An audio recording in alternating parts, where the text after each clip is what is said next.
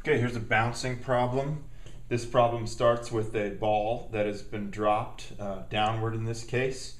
The ball has a mass of half a kilogram, 0.5, and it's traveling downward with an initial velocity of -8 meters per second. Negative, of course, because it's dropping down.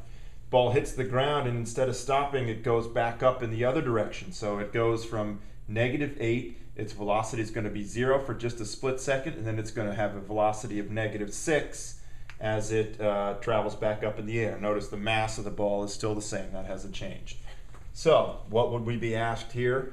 Well, we would say, what is the initial momentum? What is the final momentum of the ball? And then we would use that to find the impulse or the change in momentum that the ball underwent. Then we would ask ourselves, either we'd be given one of these pieces of information, either the impact time or the impact force. In this case, I give you the impact force, and I want you to tell me how long the ball was in contact with the ground as it changed its momentum from whatever it started with to whatever it finished with. Okay, so first step is to find the PI, the initial momentum. What did it start with? Well, that's mass times velocity, and the velocity that it started with. So 0.5 times 0.5 kilograms is the mass times -8 meters per second gives us -4 kilogram meters per second. That's the initial momentum. PF, now if this ball had stuck to the ground, the final velocity would be 0, but that didn't happen, so, in which case the final momentum would be 0 also. But in this case, the ball bounced back up in the air, so the final momentum is going to be 0.5 kilograms times 6 meters per second, the final velocity right here. Put that together and we end up with 3 kilogram meters per second. Okay? So we've got the initial and the final momentum, so we're going to use those to find the delta MV, or the impulse, the change in momentum, PF minus PI. Okay? And in this case, it's going to be PF is 3 kilogram meters per second. Be careful here. 3 minus a -4 kilogram meters per second. This is where a lot of people make mistakes. Delta MV equals 3 minus a -4, which is, in fact, 7 kilogram meters per second. 3 minus is the same as a plus, positive.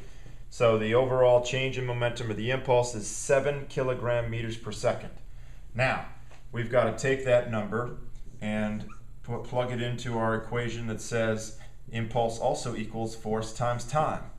And if the impulse is 7 kilogram meters per second and the force is 100 newtons, then we've got to multiply that times some t in order to get the impact time, the time it took for that ball to change its direction and its momentum by that much, 7 kilogram meters per second.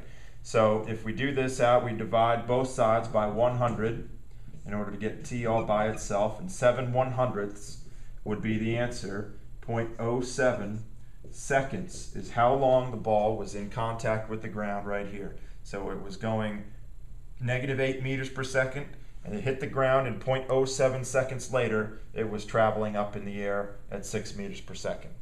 Now if this impact time was shorter, what would happen to the impact force? Well, the impact force would go up because as impact time is decreased, impact force is increased. Note though, however, that the the impulse would always be 7 kilogram meters per second. If this ball were more bouncy or harder, it would have less of an impact time, therefore more of an impact force. That's why you want to get hit with a jelly ball rather than a hard baseball or something like that if it's going to bounce off you.